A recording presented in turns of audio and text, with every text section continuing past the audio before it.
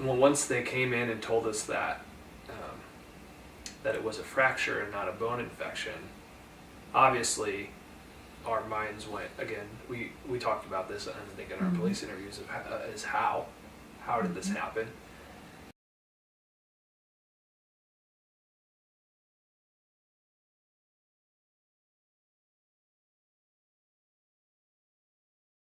And then they mentioned to us, that they have to bring in DCFS because they're mandatory reporters, and I understand. We both understand that.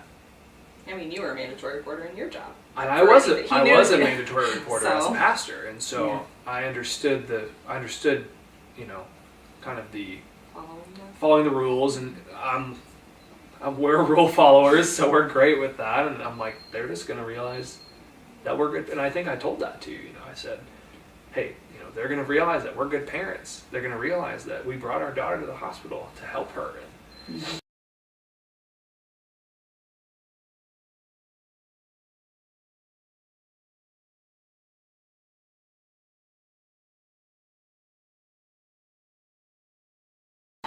It's naive, but I thought that'd be enough, I thought we'd just tell what we knew and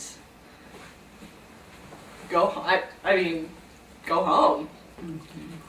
Now it sounds silly knowing how everything works, but at the time that's what I thought. It didn't occur to you that maybe you needed to consult with somebody, or it didn't occur to you that you just assumed that they had your best interest, and that's really what they represented to you too, didn't they?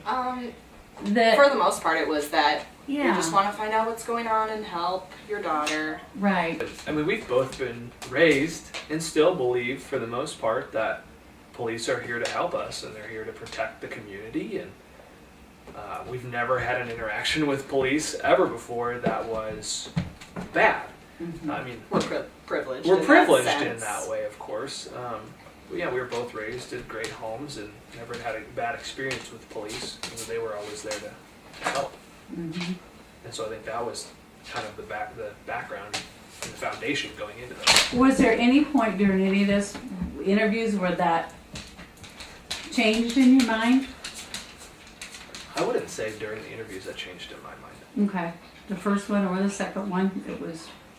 And they represented to you that you just really needed to come up with something for an explanation to satisfy the doctor and to... so those tests would start. That would stop. That was really important to you, wasn't it, that they stopped? Well, and they had a hard time, and obviously Olivia was very young. They had a hard time getting her IV in originally.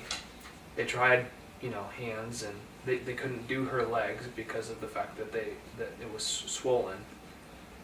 So they had to put the IV in her head, and that was really hard for me.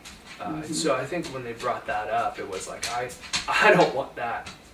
I don't want that to ever. Well, and for the whole previous day, you'd been watching them try to do tests. And the night before, you had held her during the various tests that were done. So, and he was a little stronger than me in that, so a lot of those I didn't watch. So he had been traumatized. Might not be the right word, but I helped the nurses with her. I would hold her while they would try to help. Get take tests or take blood, or I was right by her the entire time. Again, being a worried dad. So that was when they brought that up. That was kind of something that came to my mind. Like, let's not let's get not do tests that don't need to be done. So throughout those interviews, you're thinking they're really partnering with us, DCFS, police, Dr. Petrak, trying to. Yeah, we didn't see Dr. Petrak as against us ever until. I think that was something that probably was misrepresented to us. Yeah, I would agree. Was that? Yeah. I'm trying to think of the right word. Tell me about your interaction with her. When did you see her in this process? Well, we were told that she was coming, and that she was who they call in situations with possible bone or blood disorders. That's what I remember being told. Do you remember that?